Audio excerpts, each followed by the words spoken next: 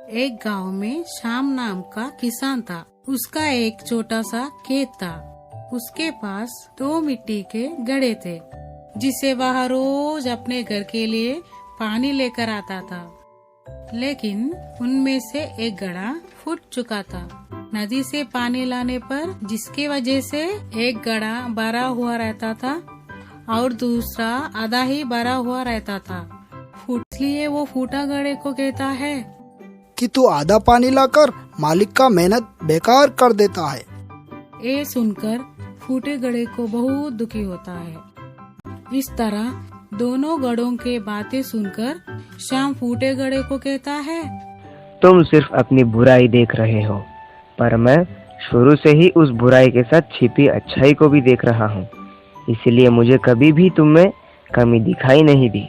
तुम्हें ऐसा क्यों लगता है कि तुम मेरे किसी काम के ही नहीं हो?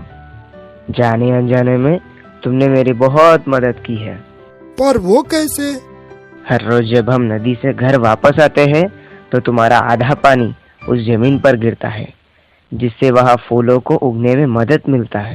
तो तुम कैसे कह सकते हो कि तुम मेरे किसी काम के ही नहीं हो? इन सब में आपकी मदद कैसे हुई? वो ऐसा है कि अब मैं खेती के साथ साथ उन फूलों को भी बाजार में बेचने लगा हूँ, जिससे मेरे पास और अधिक धन आ जाता है।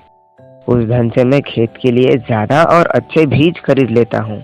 ये सब तुम्हारे वजह से ही हो पाया है। इसीलिए तुम आज के बाद अपने आप को कभी भी कम मत समझना। सीख, हमें कभी भी किसी के हुनर का मजाक नहीं बनाना चाहिए, बल्कि